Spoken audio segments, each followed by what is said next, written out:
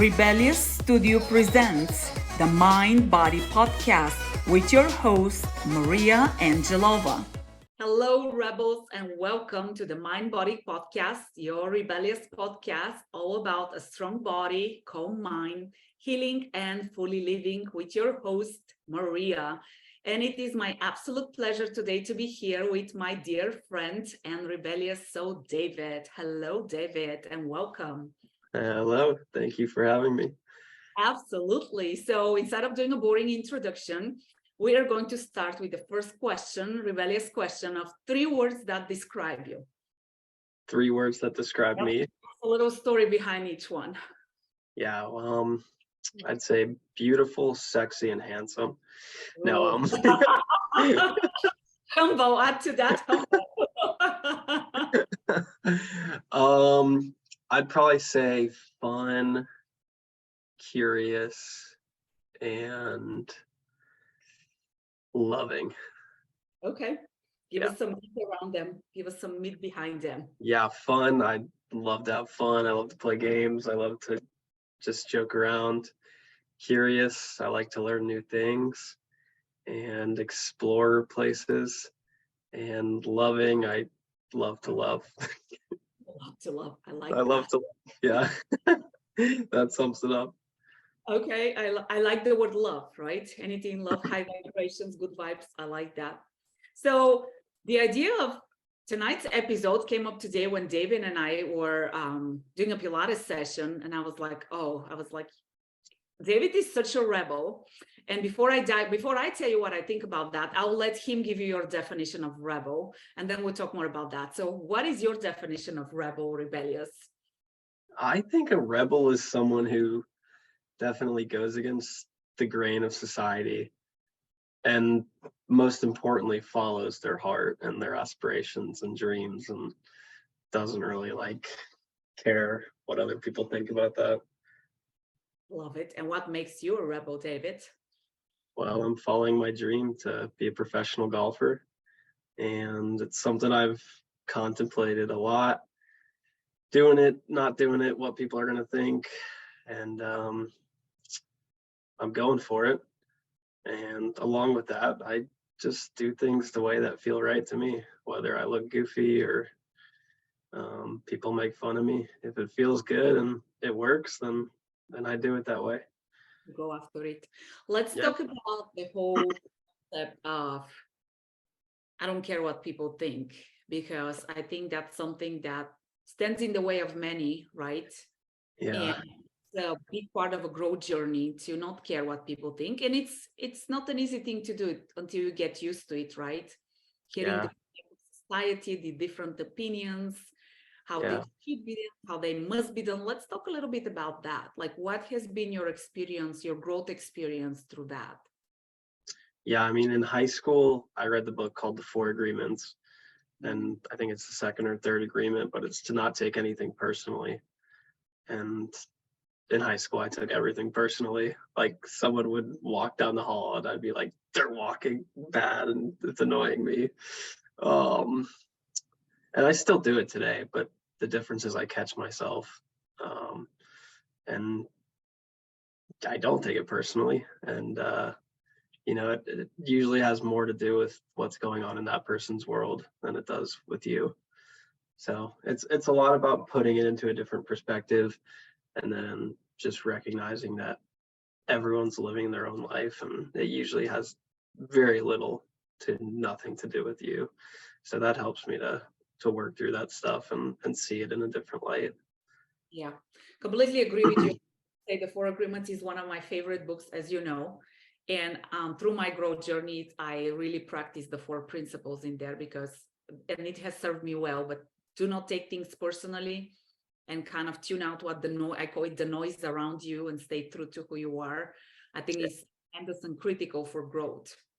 And I love that you brought up awareness, right? Because we are human and we tend to fall into those same patterns over and over, but awareness and shift of perspective is what makes a difference.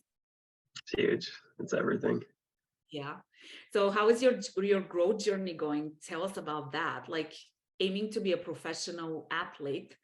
requires a lot. We have talked a lot. We've had a lot of conversations on the topic. But talk about the core pillars. Like, what keeps you staying on your path? Definitely that belief that I can be a professional and that I can compete at the highest levels. Um, I mean, I love the sport that I play. There's certain aspects that I don't love of competition, but just that belief, that inner knowing of like I can do this, and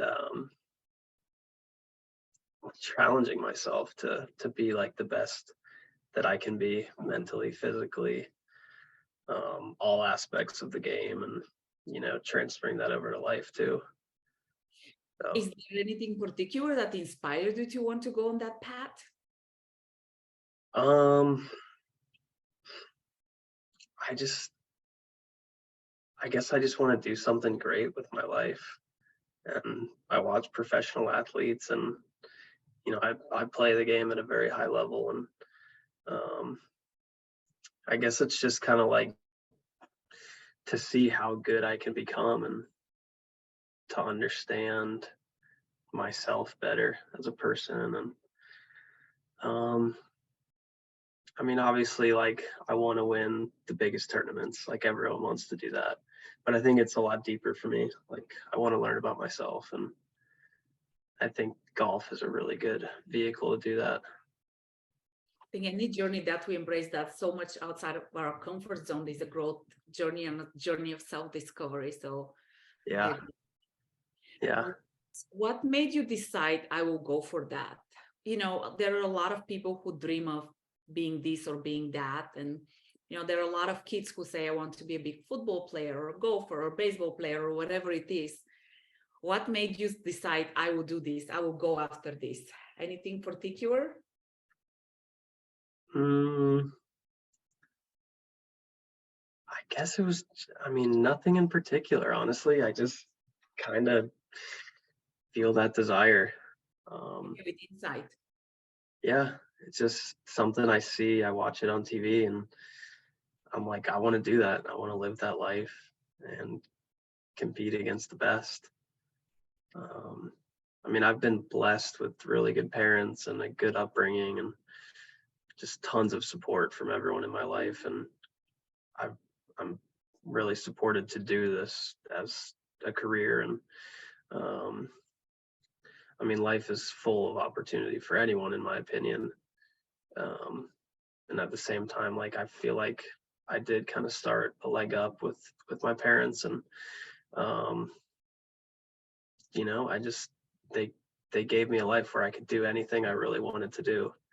And I mean, professional athletics from a young age has always called to me. At first, it was baseball, and then now it's golf. And yeah, it's fun. I love it, and I want to see if I can be the best in the world.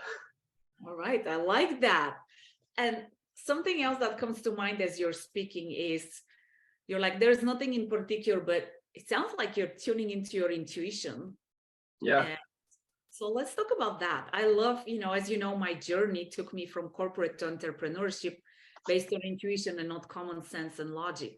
yeah, So what gets you to connect your intuition? That's like the juicy stuff that I want to talk about. yeah. Intuition's an interesting one because it's something you cannot force. You kind of have to be with it. Um, for me, when I do sit down to meditate, um, you'll feel and hear that intuition more clearly. That's something I'm trying to do more.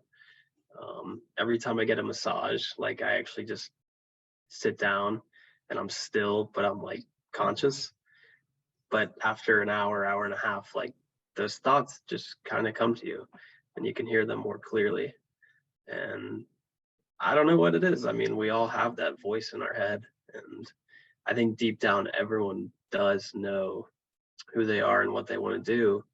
It's just about if you let that manifest in your life and if you accept that about yourself. And I mean, I've done a lot of self inquiry, and just over the time, it's come to me that this is what I want to do. This is what I'm good at, passionate about, gets me excited to share it with people, and gets me excited in that moment of competition. So yeah, just listening, and it's all just listen.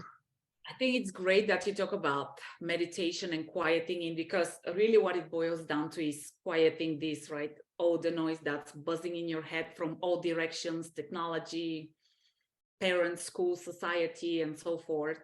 And Yeah, just really tuning into what do you want, which is what I always say, what do you want? And then taking the brave step to go after what you want, because you hear plenty of opinions of why you shouldn't go after what you want. So yeah, kudos to you for staying true to yourself and following your journey, yeah, uh, listening to your intuition. And I do have to say, David is young, but he is so conscious, so awake, whatever the word you want to use, and on such a growth journey. And it's really cool to see somebody so young and so driven and so passionate, and somebody going after what they want. I think that's what I love about David, your zest and desire, and also putting up the work, right? It's not just, well, I desire, but you definitely show up and do the work. And speaking of the work, let's hear what's the self-care routine of somebody like you, who is so driven and is going for, top level performance. yeah. So I do Pilates with Maria twice a week at a minimum. Something that I've prioritized and then not prioritized and am not prioritizing again. Um, and something that Maria actually said was, you got to figure out what you want to prioritize and prioritize that. Because I was trying to fit Pilates into my schedule around everything else, and we all know how that goes. So Pilates is a staple of my weeks now, and that's great. On top of that, I'll try to go to the gym and do weights when I can. In the off season of golf, you might try to put on more muscle and more speed, and do that more so than when you're actually playing. But self-care wise, one big thing I've started doing is I got this 5-minute journal.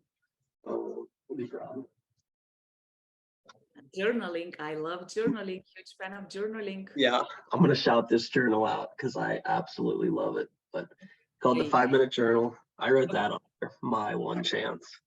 But it just it asks you to write 3 things you're grateful for, 3 things that would make today great, and then 2 daily affirmations. Love And it. doing that every day just centers me and gets my day off. Such a good start. And then at night, it asks you to write the 3 highlights of your day and 2 things that you learned. So just like, yeah, morning and night centers you to have a great day. And then at night helps you to reflect on the good stuff and also to learn from if there was any not so good stuff or the good stuff too. Mm-hmm. What are the lessons that you have from the day? That's great. I'm a huge fan of meditation, of journaling, as you know. And I think the journal and the prompts that you are suggesting are great for those who don't journal regularly. I guess I really want to talk about meditation. Yeah.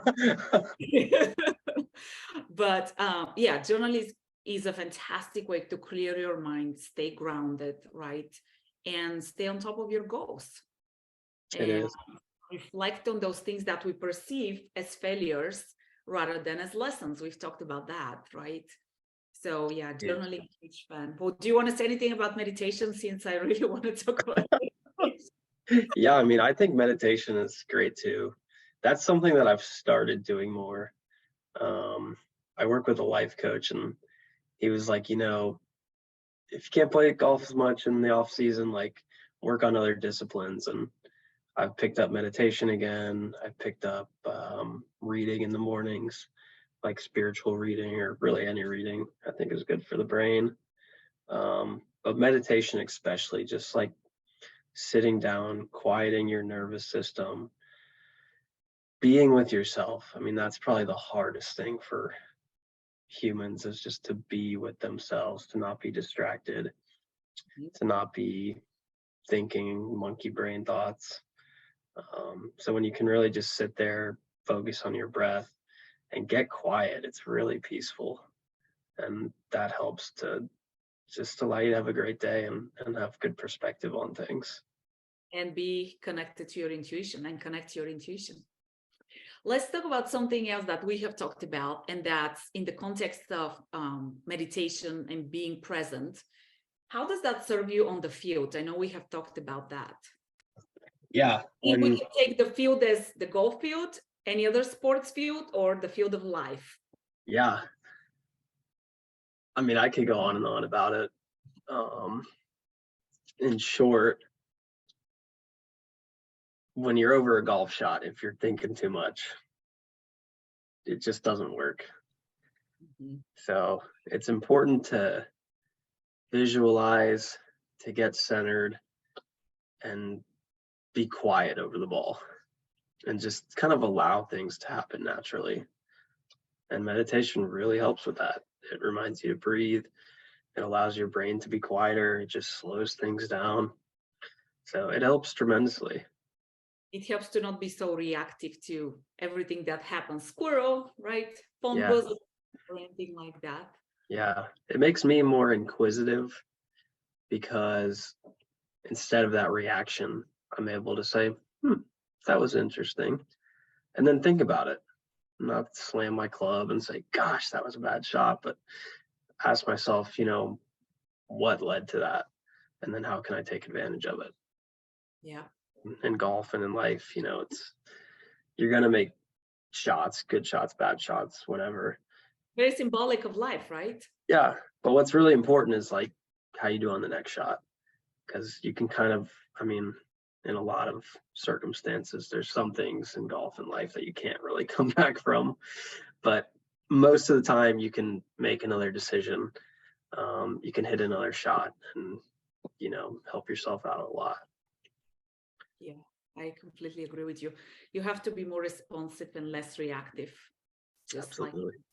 Yeah. Let's talk really quickly about Pilates. And Yeah. I really want to talk to you about Pilates is because you have been practicing it now and you're really committed, and we're starting to see tremendous changes in your body and the depth of your workout. And, for those who hear me say, you have to be consistent, you have to do the work. I would like to hear from the other side, from the recipient side, like what has been the experience of where you started, your mindset around it, and how things have changed as time has gone, and now you truly get what Pilates is all about. Yeah. I'll take you way back to the beginning. We were standing in your bathroom in the basement. I had my shirt lifted up and we were looking at my ribs, and you were like, this is your ribs closed, this is your ribs open. And that blew my mind. I had no clue what that was. Obviously I know what that is now, and I can do it very naturally. Yeah. So it's shifted from the most simple stuff like that, even to how I stand, weight distribution on each feet, whether I'm on my toes or my heels, all that's important. Our body's meant to function a certain way, and Pilates really opened me up to that. And my understanding of the human body and of my body especially has just deepened tremendously over the years. What is your experience of what I thought of Pilates when you started comparison to traditional type of workout? Because you've been an athlete your whole life. Yeah. So, what was your first perception? What do you think now? How has that changed? Because I think that's one of the biggest things that I see for people in terms of expectations from a workout. Yeah, it's definitely different, and it takes some time to feel like you're actually getting a workout. At first, it's a lot of cueing and getting into the right positions.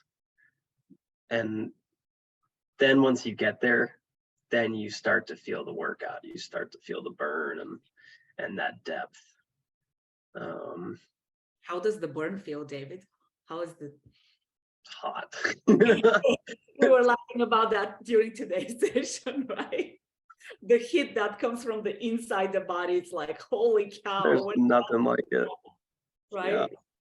I'm in a college dorm room right now, and it's just one glass pane windows, no insulation. So my room will be so cold in the mornings, and I'll sit down on my mat for Pilates, freezing cold. My hands are freezing, and 5 minutes in, I'm like, "Yep, I am burning up right now." It's the most remarkable thing. Yes, it truly is remarkable. I agree with you. Yeah, I think it's a great practice. And again, this is subjective, but it's so cool. That's what gets me excited to see a person's body change, right? And start getting that depth. And that's when I'm like, "Woo, go, go." Of course, I'm sitting in the chair, while you're working out. So I have a good spot. yeah. I've But actually had the pleasure of watching Maria do a session with her trainer, and yeah. not only was it great to see her suffer, but it was great to see her actually doing what she preaches and really focusing on the depth and getting a workout herself. I think 5 minutes into the observation of that session, I was like, "David, can you bring me a towel? Because I'm drifting."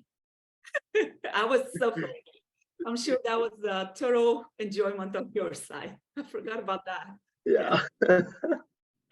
I was almost a little appalled, like your teacher was just getting after you. But that's what I like about you, and I mean any really good teacher is they kind of drive you to where you need to go, um and you do it in a way that's productive and reasonable. Fun? Would you say it's fun? Yeah, it's fun. Just a little bit miserable. We'll quote my teacher. Just a little bit. Just a little bit miserable. You gotta grow, right? Speaking of As we've talked about, yeah, you got to get out of your comfort zone. yes, you gotta get out of the comfort zone of the body to get those changes in the body. Very cool, David. Thanks for making me laugh. That was awesome.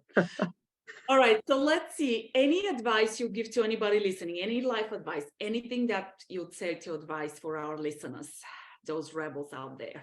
Um, well, first of all, I'd say to follow your dreams and listen to your intuition, because like you know better than anyone else. So just whatever makes you happy and whatever works, do it. And you'll be just content, and your life will be full of joy and good things.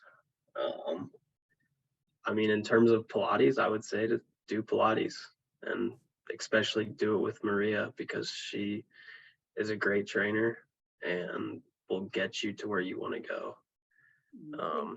I think just on a Pilates note, like, I think I gave the analogy this morning that Pilates is to working out as the sun is to our universe. Everything you do in Pilates is centered around your core, and the core is the center of the body. And the more you strengthen that, the more the other muscles can start to contribute properly and all harmoniously. So I would recommend Pilates to anyone. Like anytime I see a golfer with back pain, anytime I mean literally anyone, I'm just like, they need Pilates. Like their life body would be better for it. Yeah. So Well, thank you for the shout out. I do appreciate that. Thank you. yeah. I'm so grateful to see the changes in your body. That's what drives me and drives my purpose. Like when things are not so peachy out there, right? It's Yeah. like and I always say that my students are my teachers. So thank you for the inspiration. All right. Tell us, how can you help people out there who are trying to better their golf game, maybe? Yeah. So I do give golf lessons. I'm in my last semester of school, and after I graduate, I'll be moving back to Atlanta. And as my schedule permits, I love to teach. I I think I'm pretty good at it. I have a few people I've taught, and they've definitely improved. Um, I love to just help people.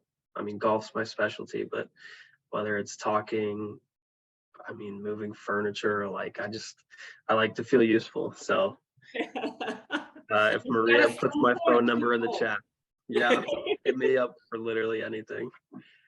I love it. Well, David, it's such a pleasure having you here. Thank you so much for your time and energy. And if you guys have any questions for David, I will let you know how you can reach out to him. Thank you for listening. Stay rebellious and make it a rebellious day. Bye. Thanks, Maria. Thanks, David.